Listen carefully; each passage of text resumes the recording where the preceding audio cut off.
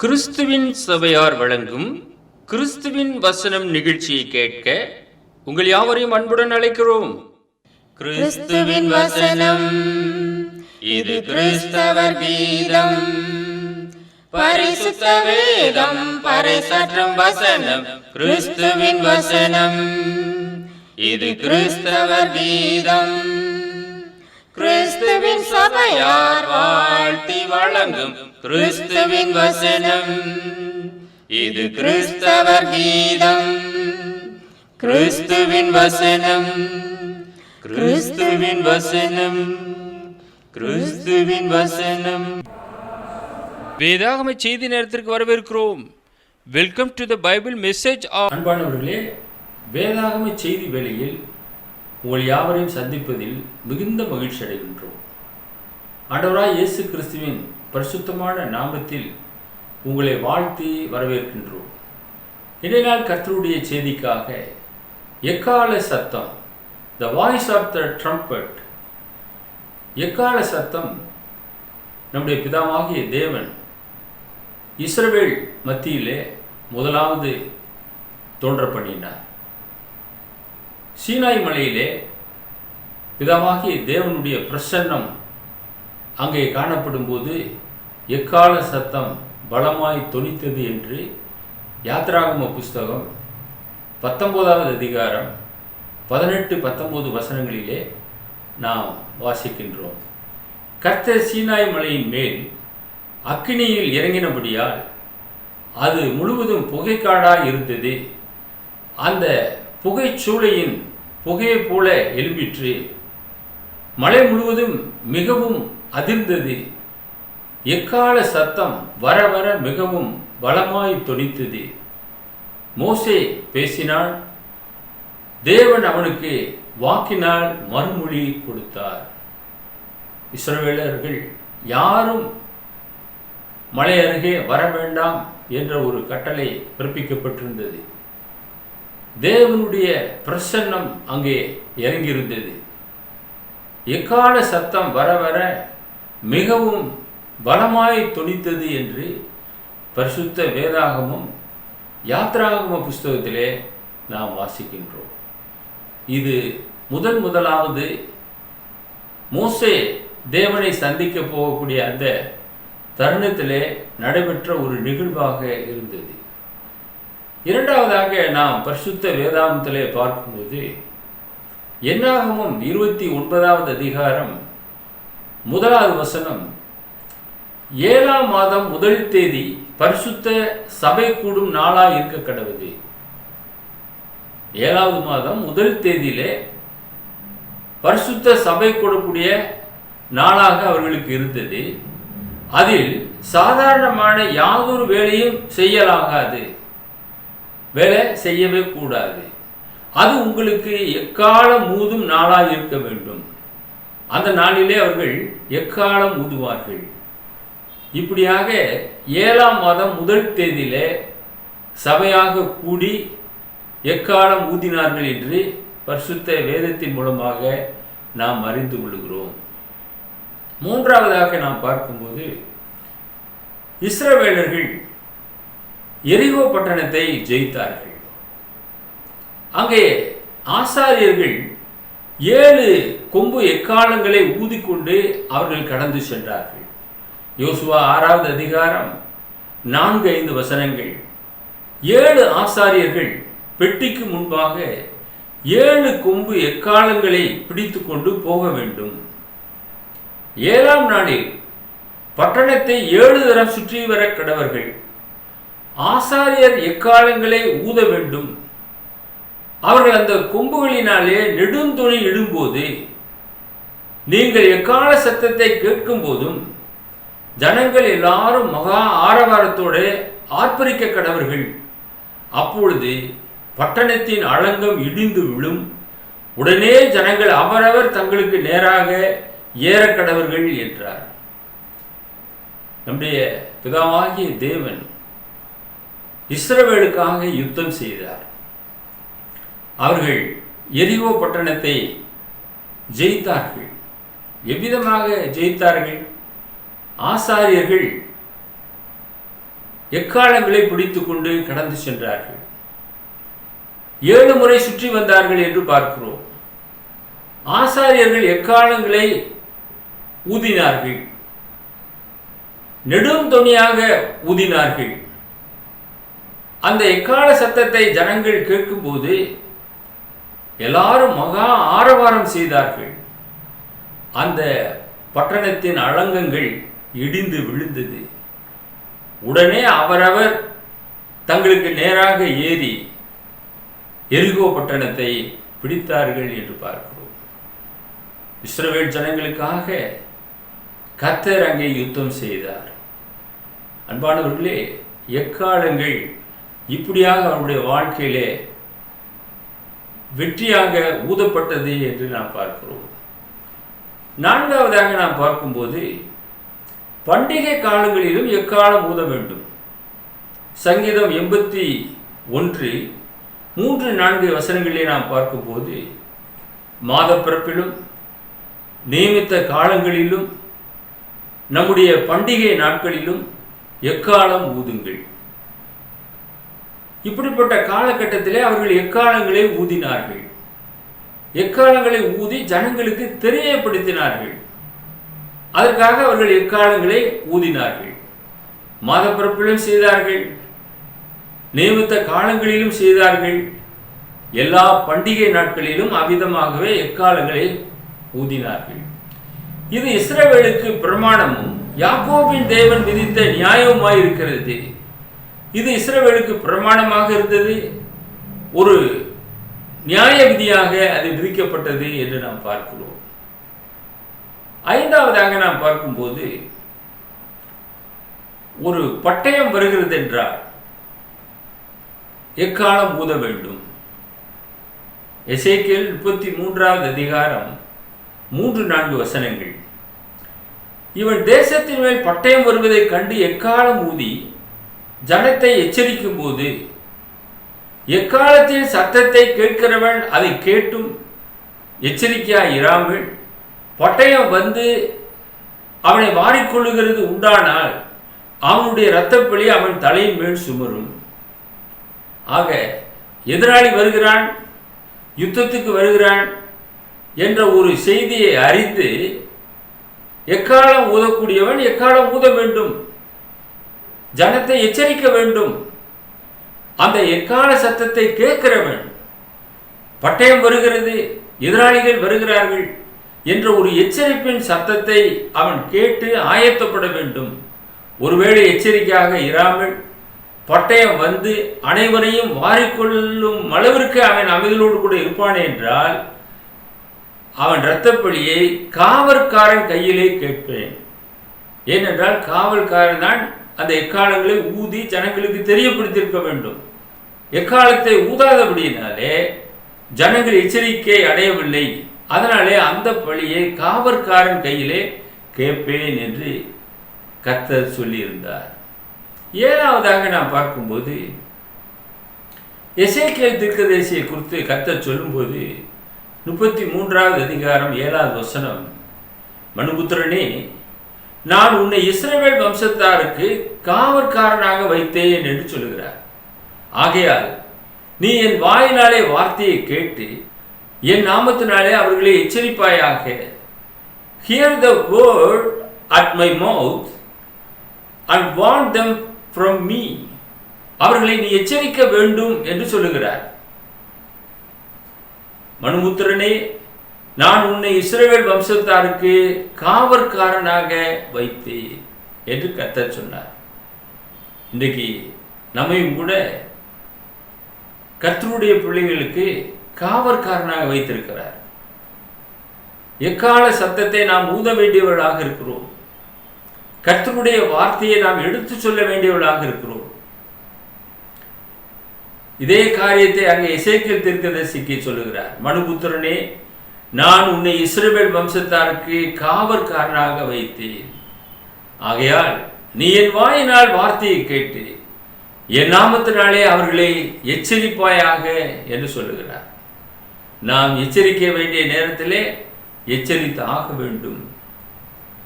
ஓசியா 8வது அதிகாரம் முதல் 3 வசனத்திலே நாம் பார்க்கும்போது உன் வாயிலே எக்காலத்தை வை. அவர்கள் என் உடன்படிக்கையை மீறி என் நியாயப்பிரமாணத்துக்கு விரோதமாக துரோகம் பண்ணினபடியினால் கர்த்தருடைய வீட்டின் மேல் சத்துரு கழுகை போல் பறந்து வருகிறான். என் தேவனே, உம்மை அறிந்திருக்கிறோம் என்று சொல்லி இஸ்ரவேலர் கூப்பிடுவார்கள். ஆனாலும் இஸ்ரவேலர் நன்மையை வெறுத்தார்கள், சத்துரு அவர்களை தொடருவான். அநேக நேரத்தில் இஸ்ரவேலர்கள் வழி விலகி போனார்கள். எனவே தீர்க்கதரிசிகளை கொண்டு கர்த்தர் எச்சரித்து வந்தார். உன் வாயிலே எக்காலத்தை வை என்று சொல்லுகிறார். அவர்கள் என் உடன்படிக்கையை மீறினார்கள், என் நியாயப்பிரமாணத்துக்கு விரோதமாக துரோகம் செய்தார்கள். எனவே சத்துரு வருகின்றான்.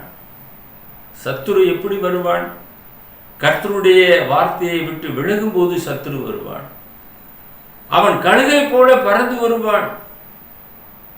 கெச்சிக்கிற சிங்கத்தை போல எவனை விழுங்கலாமோ என்று வகை தேடி சுற்றி வருகிறான் என்று பரிசுத்த வேதம் சொல்லுகிறது. ஆக இஸ்ரவேல் ஜனங்களை கழுகை போல பறந்து வந்து சத்துரு தாக்கினான். எங்கள் தேவனே, உம்மை அறிந்திருக்கிறோம் என்று சொல்லி இஸ்ரவேலர்கள் கூப்பிடுவார்கள். ஆனாலும் இஸ்ரவேலர் நன்மையை வெறுத்தார்கள், சத்துரு அவர்களை தொடருவான். தேவனை விட்டு விட்டார்கள். தண்ணீர் நிற்காத தொட்டிகளை தங்களுக்கு கட்டிக்கொண்டார்கள். தேவனை மறந்தார்கள். எனவே சத்துருவின் கையிலே பிதாவாகிய தேவன் அவர்களை ஒப்பு கொடுத்தார் என்று பார்க்கிறோம். மேலும் அவர் சொல்லுகிறார், எசேக்கியேல் 12வது அதிகாரம் 2வது வசனத்திலே நாம் பார்க்கும்போது, மனுபுத்திரனே, நீ கலக வீட்டாரின் நடுவிலே தங்கியிருக்கிறாய். காணும்படிக்கு அவர்களுக்கு கண்கள் இருந்தாலும் காணாமற் போகிறார்கள், கேட்கும்படி அவர்களுக்கு காதுகள் இருந்தாலும் கேளாமற் போகிறார்கள். அவர்கள் கலக வீட்டார் என்று சொல்லுகிறார். They are a rebellious house. அவர்கள் கலக வீட்டார் என்று கர்த்தர் சொல்லுகிறார். இஸ்ரவேலர்கள் கலக வீட்டாராகவே இருந்தார்கள். மோசேக்கு விரோதமாக கோராகு, தாத்தான் குடும்பத்தார்கள் கலகம் பண்ணினார்கள். அதை போல அநேக இஸ்ரவேலிலே கலக வீட்டாராகவே இருந்தார்கள். எனவே கர்த்தர் எசேக்கியேல் தீர்க்கதரிசியை கொண்டு சொல்லும்போது, நீ கலக வீட்டாரின் நடுவிலே தங்கியிருக்கிறாய். காணும்படி அவர்களுக்கு கண்கள் இருந்தும் காணாமல் இருக்கிறார்கள், கேட்கும்படி அவர்களுக்கு காதுகள் இருந்தாலும் கேளாமல் இருக்கிறார்கள். அவர்கள் கலக விட்டார் என்று சொல்கிறார். ஆண்டவராய் இயேசு கிறிஸ்து நமக்கு குறிப்பிட்டிருக்கிறார். மத்தேயு எழுதின சுவிசேஷம் 13வது அதிகாரம் 15வது வசனம். ஆண்டவராய் இயேசு கிறிஸ்து குறிப்பிடுகிறார், இந்த ஜனங்கள் கண்களினால் காணாமலும் காதுகளினால் கேளாமலும் இருதயத்தினால் உணர்ந்து மனம் திரும்பாமலும் நான் அவர்களை ஆரோக்கியமாக்காமலும் இருக்கும்படியாக அவர்கள் இருதயம் கொழுத்திருக்கிறது. காதால் மந்தமாய் கேட்டு தங்கள் கண்களை மூடிக்கொண்டார்கள் என்பதே. காதாலே மந்தமாக கேட்கிறார்கள், கண்களை மூடிக்கொண்டார்கள். அவர்கள் கண்கள் இருக்கிறது, காணாமல் இருக்கிறார்கள். காதுகள் இருக்கிறது, கேளாமல் இருக்கிறார்கள். தன்னுடைய இருதயத்தில் உணர்ந்து மனம் திரும்பாமலும் குணப்படாமலும் இருக்கிறார்கள். நான் அவர்களை ஆரோக்கியமாக்காமலும் இருக்கும்படியாக அவர்களுடைய இருதயம் கொழுத்திருக்கிறது. அன்பான தேவனுடைய ஜனமே, நீங்கள் எவ்விதமாக இருக்கின்றீர்கள்? அந்த ஜனங்களைப் போல நீங்கள் இருக்கின்றீர்களா? நீங்கள் மந்தமாக கேட்டுக்கொண்டிருக்கிறீர்களா? கண்டும் காணாதவர்களாக இருக்கிறீர்களா? கேட்டும் கேளாதவர்களாக இருக்கிறீர்களா? கர்த்தருடைய வசனம் சொல்லுகிறது, காது உள்ளவன் கேட்க கடவன். தேவன் எதற்கு நமக்கு காதை உண்டு பண்ணினார்? அவருடைய வார்த்தைகளை கேட்கும்படியாக. தேவன் நமக்கு எதற்கு கண்களை உண்டு பண்ணினார்? அவரால் சிருஷ்டிக்கப்பட்டவைகளை நாம் காணும்படியாக, தேவனுக்கு நன்றி சொல்லும்படியாக. நமக்கு ஏன் இருதயத்தை கொடுத்தார்? அந்த இருதயத்தை தேவனுக்கு நாம் முதலாவது கொடுக்கத்தக்கதாக. இவைகளை நீங்கள் செய்து கொண்டிருக்கிறீர்களா? உண்டு பண்ணின அவருக்கு நீங்கள் முதலிடம் கொடுங்கள். அப்பொழுது தேவனுடைய மெய்யான ஆசீர்வாதத்தை நீங்கள் பெற்றுக்கொள்வீர்கள். மேலும் நாம் பார்க்கிறோம், எசேக்கியேல் 2வது அதிகாரம் 5 முதல் 7 வசனங்கள். கலக வீட்டாராகிய அவர்கள் கேட்டாலும் சரி கேளாவிட்டாலும் சரி, தங்களுக்குள்ளே ஒரு தீர்க்கதரிசி உண்டென்கிறதை அவர்கள் அறிய வேண்டும் என்று அவர் சொல்லுகிறார். மனுபுத்திரனே, நீ அவர்களுக்கு பயப்பட வேண்டாம், அவர்கள் வார்த்தைகளுக்கு அஞ்ச வேண்டாம். நெரிஞ்சல்களுக்குள்ளும் முள்ளுகளுக்குள்ளும் நீ தங்கியிருந்தாலும், நீ தேளுகளுக்குள்ளும் வாசம் பண்ணினாலும், நீ அவர்கள் வார்த்தைகளுக்கு பயப்படாமலும் அவர்கள் முகத்துக்கு கலங்காமலும் இரு. அவர்கள் கலக விட்டார், கலகக்காரராகி அவர்கள் கேட்டாலும் சரி கேளாவிட்டாலும் சரி, நீ என் வார்த்தைகளே அவர்களுக்கு சொல்லு. You shall speak my word unto them, whether they will hear or whether they will refuse, for they are most rebellious. அன்பானவர்களே, சொல்ல வேண்டியது தேவனுடைய வார்த்தை. எக்காலத்தை நாம் வைத்துவிட்டால் ஊதி ஆக வேண்டும். அன்றைக்கு அவன் ஊதவில்லை என்றால் காவற்காரன் கையிலே அந்த இரத்தப்பிழியை கேட்பார். அதே போல நாம் சொல்லாவிட்டால் நம்மிடத்திலே கேட்பார். எனவே கர்த்தருடைய வார்த்தையை உடைய நாம் அவைகளை சொல்லியாக வேண்டும். அவர்கள் கேட்கவில்லையே, அவர்கள் ஏற்றுக்கொள்ளவில்லையே, இப்படிப்பட்ட இக்கட்டான சூழ்நிலையிலே நான் எப்படி சொல்லுவேன் என்று நாம் ஒருபோதும் சொல்லக்கூடாது. கர்த்தருடைய வார்த்தையை நாம் சொல்லி ஆக வேண்டும். அவர்கள் கலக விட்டார்தான், ஆதி முதலாக கலக விட்டாராகவே இருக்கின்றார்கள். கர்த்தருடைய வார்த்தையை உடைய தேவ மனிதர்கள் அவருடைய வார்த்தையை வல்லமையாக சொல்லி ஆக வேண்டும். 8வதாக நாம் பார்க்கும்போது எபிரேய ஆசிரியர் சொல்லுகிறார், 12வது அதிகாரம் 18 24 வசனங்கள் நாம் பார்க்கும்போது, அன்றியும் தொடக்கூடியதும் அக்கினி பற்றியிருக்கிறதுமான மழையின் இடத்திற்கும் மந்தாரம் இருள் பெருங்காற்று ஆகிய இவைகளின் இடத்திற்கும் எக்கால முழக்கத்தின் இடத்திற்கும் வார்த்தைகளுடைய சத்தத்தின் இடத்திற்கும் நீங்கள் வந்து சேரவில்லை. அந்த சத்தத்தை கேட்டவர்கள் பின்னும் தங்களுக்கு வார்த்தை சொல்லப்படாதபடிக்கு வேண்டிக் கொண்டார்கள். ஏனெனில் ஒரு மிருகமாகிலும் மலையை தொட்டால் அது கல்லெறி உண்டு அல்லது அம்பினால் எய்யுண்டு சாக வேண்டும் என்று சொல்லப்பட்ட கட்டளையை சகிக்க மாட்டாதிருந்தார்கள். நம்முடைய இஸ்ரவேல் ஜனம் மோசேயும் நான் மிகவும் பயந்து நடுங்குகிறேன் என்று சொல்லத்தக்கதாக அந்த காட்சி அவ்வளவு பயங்கரமாக இருந்தது. தேவனுடைய பிரசன்னம் சீனாய் மலையிலே இறங்கி இருந்தது. நீங்களோ சீயோன் மலையின் இடத்திற்கும் ஜீவனுள்ள தேவனுடைய நகரமாகிய பரம எருசலேமின் இடத்திற்கும் 1000-10,000 தேவ தூதர்கள் இடத்திற்கும் பரலோகத்தில் பேர் எழுதியிருக்கிற முதற் பேரானவர்களின் சர்வ சங்கமாகிய சபையின் இடத்திற்கும் யாவருக்கும் நியாயாதிபதியாகிய தேவனிடத்திற்கும் பூரணமாக்கப்பட்ட நீதிமான்களுடைய ஆவிகள் இடத்திற்கும் புது உடன்படிக்கையின் மத்தியஸ்தராகிய இயேசுவின் இடத்திற்கும் ஆபேலுடைய ரத்தம் பேசினதை பார்க்கலும் நன்மையானவைகளை பேசுகிற ரத்தமாகிய தெளிக்கப்படும் இரத்தத்தின் இடத்திற்கும் வந்து சேர்ந்தீர்கள். நாம் இப்பொழுது இயேசுவின் இரத்தத்தின் இடத்திலே நாம் வந்து சேர்ந்தவர்களாக இருக்கிறோம். எனவே அந்த ஆண்டவருடைய வார்த்தைக்கு நாம் செவி கொடுக்க வேண்டியவர்களாக இருக்கின்றோம். முதற் பேரானவர்களின் சர்வ சங்கமாகிய சபையின் இடத்திலே நாம் வந்திருக்கிறோம். யாவருக்கும் நியாயாதிபதியாக இருக்கிறவர் நம்முடைய ஆண்டவராக இயேசு கிறிஸ்து, அவரிடத்திலே நாம் வந்திருக்கிறோம். பூரணராக்கப்பட்ட நீதிமான்களுடைய ஆவிகள் இடத்திற்கு வந்திருக்கிறோம். புது உடன்படிக்கையின் மத்தியஸ்தர் ஆண்டவராக இயேசு கிறிஸ்து, அவரிடத்திலே வந்திருக்கிறோம். ஆபேலுடைய ரத்தம் பேசினதை பார்க்கணும் நன்மையானவைகளை பேசுகிற தெளிக்கப்படும் இரத்தத்தின் இடத்திற்கு வந்து சேர்ந்தீர்கள். இயேசுவின் இடத்திலே வந்து சேர்ந்தோம். முதல் அந்தியோக்கியாவிலே சீஷர்களுக்கு கிறிஸ்தவர்கள் என்கிற பெயர் வழங்கப்பட்டது. அந்த நாமத்தை நாம் தரித்தவர்களாக இருக்கிறோம்.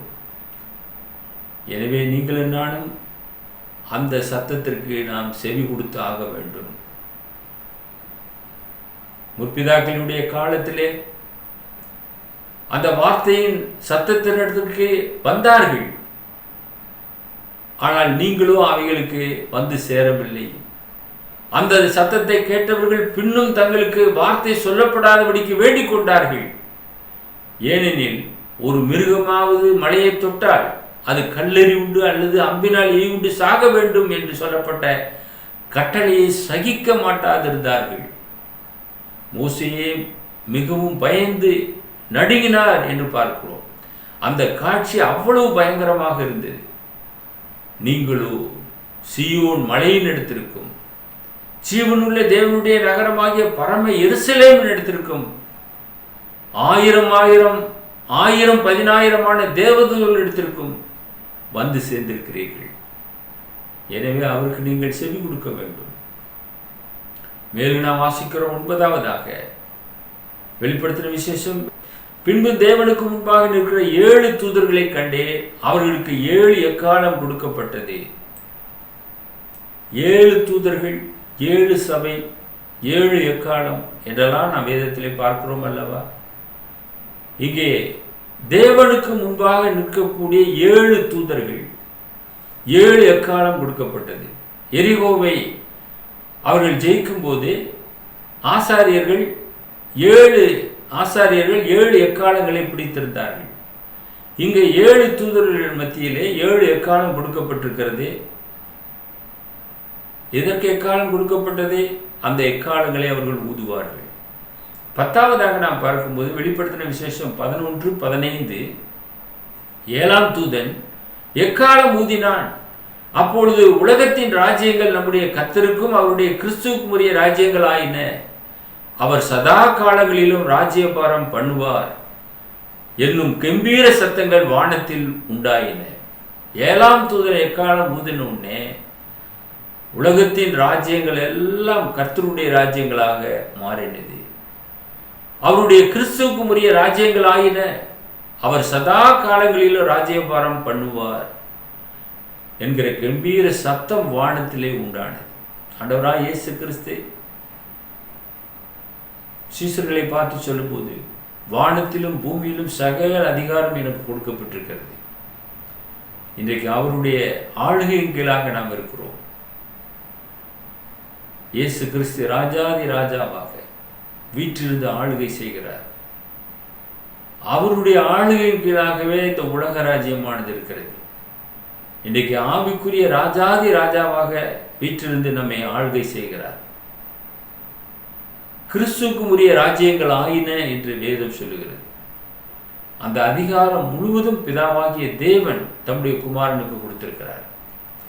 11 நாம் வாசிக்கிறோம். வெளிப்படுத்தின விசேஷம் 11:17 இருக்கிறவரும் இருந்தவரும் வருகிறவருமாகிய சர்வ வல்லமையுள்ள கர்த்தராகிய தேவனே உம்மை ஸ்தோத்தரிக்கிறோம். இருந்தவரும் இருக்கிறவரும் வருகிறவருமாகிய சர்வ வல்லமையுள்ள கர்த்தராகிய தேவன் நம்முடைய ஆண்டவராகிய இயேசு கிறிஸ்து. அவர் இருக்கிறவர், இருந்தவர், இனிமேல் வரக்கூடியவர். அவருடைய வருகைக்காக நீங்களும் நானும் அவரை நோக்கி காத்து கொண்டிருக்கிறோம். அவருடைய வருகையிலே நாம் அவரோடு கூட ஆகாயத்திலே நாம் எடுத்துக்கொள்ளப்படுவோம். எக்கால சத்தங்கள் துணிக்கும். அப்பொழுது அவருடைய வருகை இருக்கும். 12வது காரியமாக கடைசியாக நாம் வாசித்து முடிக்க இருக்கிறோம். மத்தேயு 24வது அதிகாரம் 30-31 வசனங்கள். அப்போது மனுஷகுமாரனுடைய அடையாளம் வானத்தில் காணப்படும். அப்போது மனுஷகுமாரன் வல்லமையோடும் மிகுந்த மகிமையோடும் வானத்தின் மேகங்கள் மேல் வருகிறதை பூமியில் உள்ள சகல கோத்திரத்தாரும் கண்டு புலம்புவார்கள். வலுவாய் துணிக்கும் எக்கால சத்தத்தோட அவர் தமது தூதர்களை அனுப்புவார். அவர்கள் அவரால் தெரிந்து கொள்ளப்பட்டவர்களை வானத்தின் ஒரு முனை முதற்கொண்டு மறுமுனை மற்றும் 4 திசைகளிலும் இருந்து கூட்டி சேர்ப்பார்கள். கடைசி நடைபெறக்கூடிய ஒரு நிகழ்வை ஆண்டவராய் இயேசு கிறிஸ்து மத்தேயு 24வது அதிகாரத்திலே சொல்லியிருக்கிறார். அப்போது மனுஷகுமாரனுடைய அடையாளம் வானத்திலே காணப்படும். மனுஷகுமாரன் வல்லமையோடும் மிகுந்த மகிமையோடும் வானத்தின் மேகங்கள் மேல் வருகிறதை பூமியில் உள்ள சகல கோத்திரத்தாரும் கண்டு புலம்புவார்கள். இவரெல்லாம் இரட்சகர், இவரை நாம் அறியாது போனோமே, இவரல்லவா நம்முடைய மீட்பர், வீணானவைகளை பின்பற்றி வீணாய் போய்விட்டோமே என்று அழுது புலம்புவார்கள். வலுவாய் துணிக்கும் எக்கால சத்தத்தோட அவர் தமது தூதர்களை அனுப்புவார். பிதாவாகிய தேவன் மோசேயினுடைய நாட்களிலே இஸ்ரவேலுக்கு தம்மை வெளிப்படுத்தும் போது அங்கே எக்கால துணி மிக பலமாய் துணித்தது என்று பார்க்கிறோம். அதே எக்கால துணி அவர் தமது தூதர்களை அனுப்பும் போது அங்கே உண்டாகும். எக்கால சத்தத்தோட அவர் தமது தூதர்களை அனுப்புவார். அவர்கள் அவரால் தெரிந்து கொள்ளப்பட்டவர்களை வானத்தின் ஒரு முனை முதற்கொண்டு மறுமுனை மட்டும் 4 திசைகளிலும் இருந்து கூட்டி சேர்ப்பார்கள். கடைசியிலே நடக்க போற சம்பவத்தை நம்முடைய ஆண்டவராய் இயேசு கிறிஸ்து ஏற்கனவே சொல்லியிருக்கிறார். அன்பான சகோதரனே, சகோதரியே, கர்த்தருடைய ஜனமே, ஆண்டவராய் இயேசு கிறிஸ்துவை சந்திக்க நீங்கள் ஆயத்தமாக இருக்கின்றீர்களா? எக்கால சத்தம் துணிக்க போகிறது. இன்றைக்கு எக்கால சத்தம் துணித்துக் கொண்டிருக்கிறது. அவருடைய வார்த்தையின் சத்தம். அந்த வார்த்தையை காதுள்ளவர்கள் கேட்க வேண்டும், கேட்டு குணப்பட வேண்டும், மனம் திரும்ப வேண்டும். கர்த்தருடைய சபையிலே நீங்கள் அங்கமாக மாற வேண்டும். எக்கால சத்தத்தை அவருடைய ஊழியக்காரர்கள் துணித்துக் கொண்டிருக்கிறார்கள். அந்த வார்த்தையின் சத்தத்தை கேட்டு அதற்கு கீழ்ப்படியுங்கள். எக்கால சத்தம் வெற்றியின் சத்தமாக இருக்கிறது. உங்கள் சபையிலே ஒவ்வொரு நாளும் அந்த சத்தத்தை நீங்கள் கேட்டுக்கொண்டிருக்கிறீர்கள். அந்த சத்தத்திற்கு கீழ்ப்படியுங்கள். எக்கால சத்தத்தோட ஆண்டவராய் இயேசு கிறிஸ்து வரப்போகிறார். அவருடைய வருகையிலே அவரை சந்திக்க ஆயத்தப்படுங்கள். நாங்கள் உங்களுக்காக, உங்களுடைய குடும்பங்களுக்காக பாரத்தோடு ஜெபம் பண்ணுகிறோம்.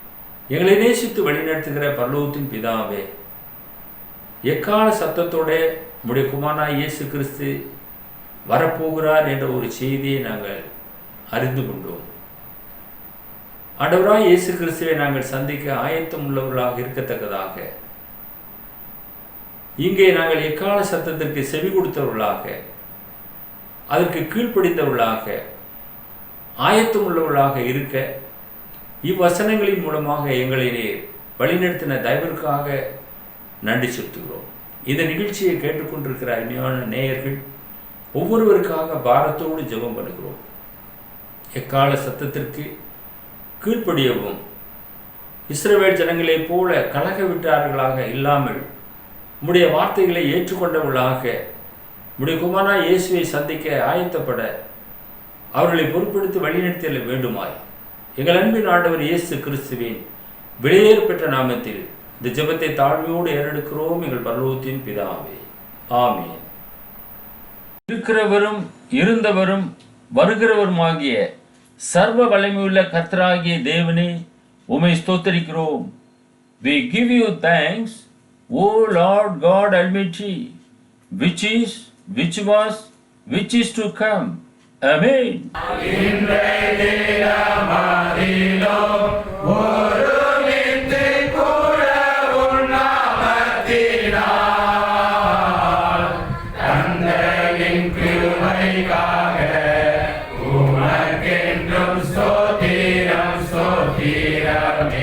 எங்கள் முகவரி the word of Christ, post office box number 5, Batlagundu 624202, south India.